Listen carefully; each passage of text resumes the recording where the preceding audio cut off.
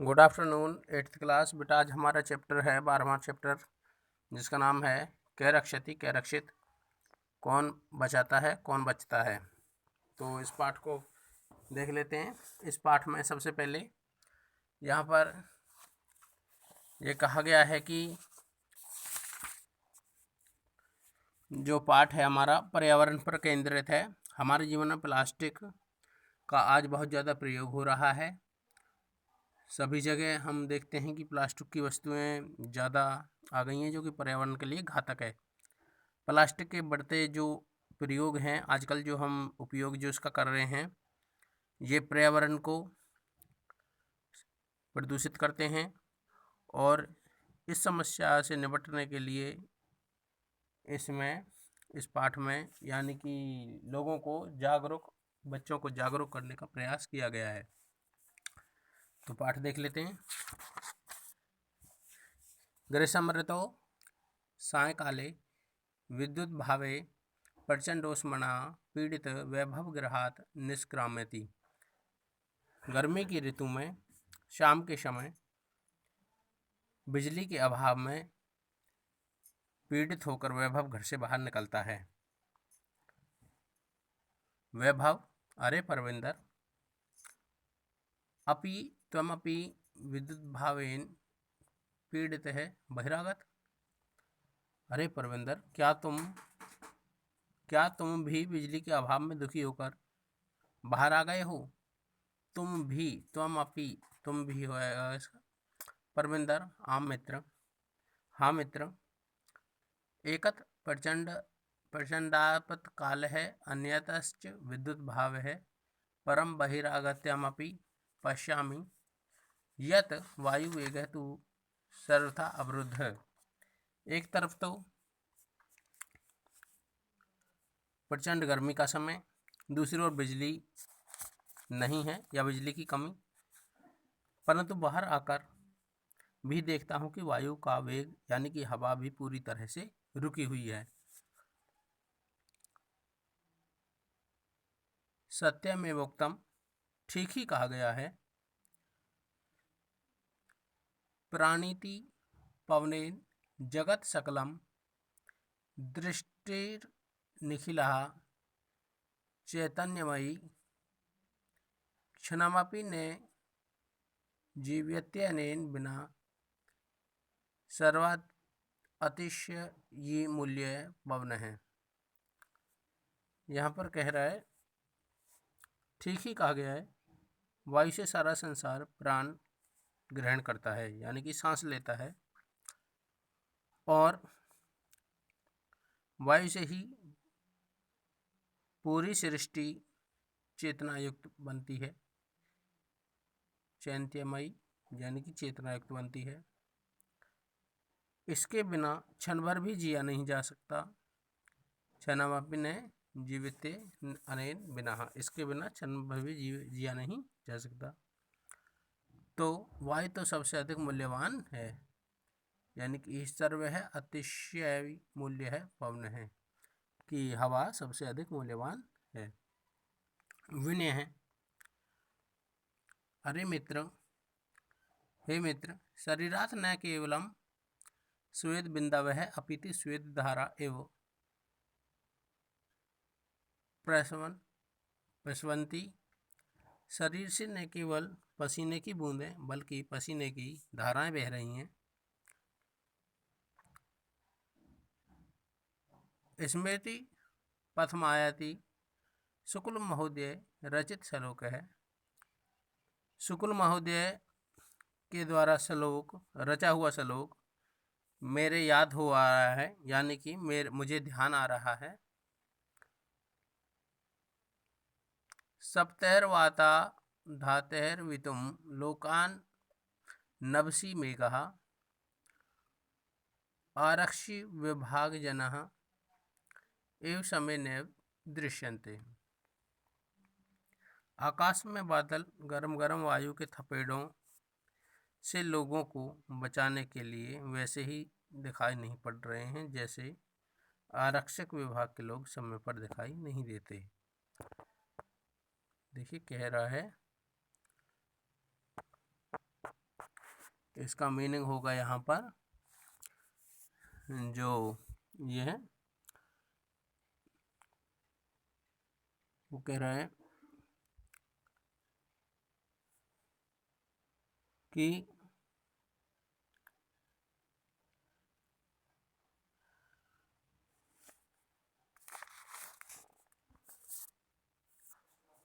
आरक्षित विभाग के लोग जैसे यानी कि लोगों की जो रक्षा करने वाले लोग हैं, समय पर जब कोई उन पर मुसीबत आती है तब तो वो दिखाई नहीं देते, उसके बाद आते हैं। ऐसे ही बादल हैं, गर्मी के समय तो आ नहीं रहे हैं, उसके बाद जो है बारिश करते हैं। आपके समझ में आ गया होगा, आगे देखें। परविंदर आम अदितु वस्तुतः इव। हाँ, आज तो वास्तव में ऐसा ही है।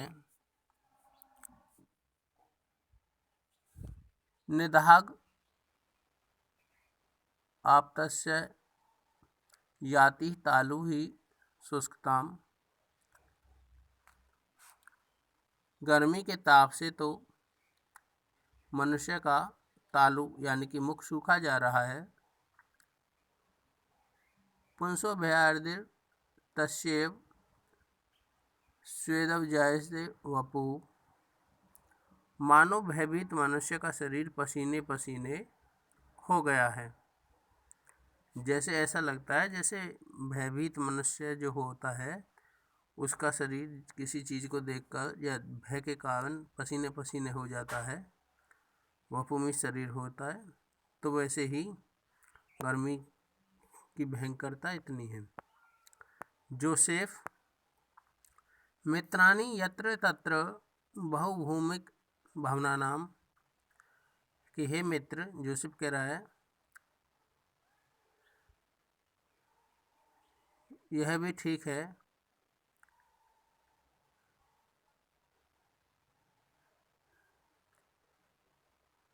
यत्र तत्र बहुभूमिक भावनानाम, जहाँ जहाँ बहुमंजिला भवन है,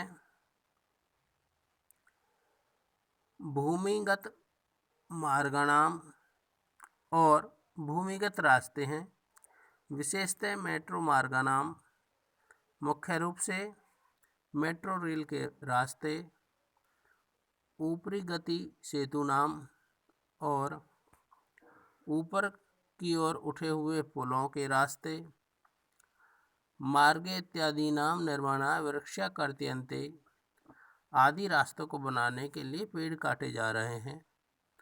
अन्यत किम उपेक्ष्यते अस्माभिः, तो फिर हमसे क्या उपेक्षा हो सकती है। वयम तो विस्मृतवन्तः एव, हम तो भूल ही गए हैं कि एकेन शुष्कवृक्षेण दह्यमानेन वह्निना दह्यते तद्वनं सर्वं कुपुत्रेण कुलं यथा। एक सूखे वृक्ष से जलती हुई आग के द्वारा यह संपूर्ण वन जला दिया जाता है, जैसे एक कुपुत्र के द्वारा संपूर्ण कुल नष्ट कर दिया जाता है। परविंदर आम एतदपि सर्वथा सत्यम। हाँ, यह भी सर्वदा सत्य है। आगच्छन्तु नदी तीरम गच्छामः, आइए नदी के किनारे चलते हैं।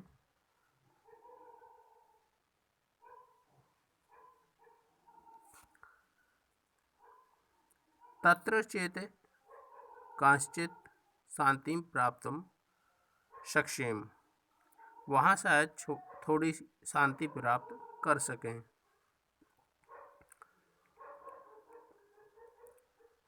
नदी तीरम गन्तुकामा बालाः यत्र तत्र अवकरभाण्डरं दृष्ट्वा वार्तालापं कुर्वन्ति। नदी के किनारे जाने की इच्छा करने वाले बालक जहाँ तहाँ कूड़े के ढेर देखकर आपस में बातचीत करते हैं। अब क्या बातचीत करते हैं, आगे देखते हैं।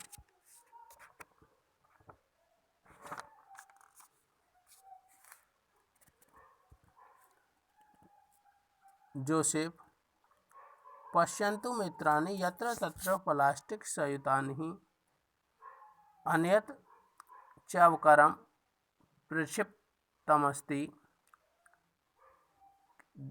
हे मित्र, देखो, जहाँ तहाँ प्लास्टिक के थैले और कूड़ा फेंका हुआ है।